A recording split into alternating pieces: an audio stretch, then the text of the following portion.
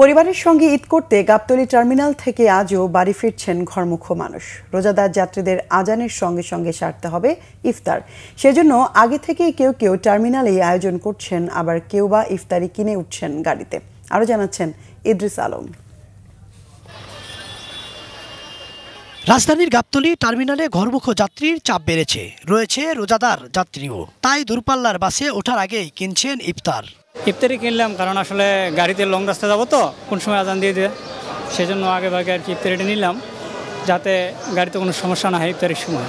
টার্মিনালে ইফতারের বড় কোনো দোকান না থাকায় এই ছোট দোকান থেকে যাত্রীরা কিনছেন বেগুনি, আলুর চপ, পেঁয়াজু, ছোলা ও খেজুর।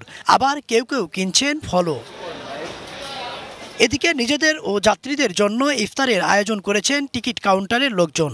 আজান পড়লেই যাত্রীদের নিয়ে একসাথে সারবেন ইফতার। সেজন্য চলছে শেষ মুহূর্তের তোড়জোড়। ইফতারি আয়োজন আছে, ইফতারির সময় হলে ইফতারি করব এবং এখন তো পাশাপাশি যাত্রীদের সেবা দিয়ে যাচ্ছি। ইফতারি আমাদের রেগুলার করা হয়, কিন্তু সবার জন্য করা হয়। এটা মানে আমরা পার্সোনাল যারা আছে কেউ না, সবাই যাত্রী আশপাশে যদি কেউ আসে সবার জন্য করা হয়, এটি প্রত্যেক দিন করা হয়।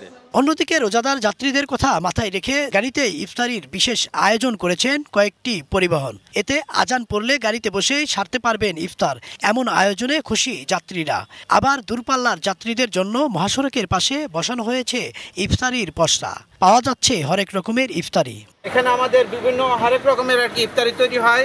তার ভিতরে আছে আপনার মোরগ পোলাও, কাচ্চি বিরিয়ানি, শাহী হালিম, তারপর আছে চিকেন ফ্রাই, তারপরে শর্মা কাবাব, চিকেন কাবাব, হারিয়ানি।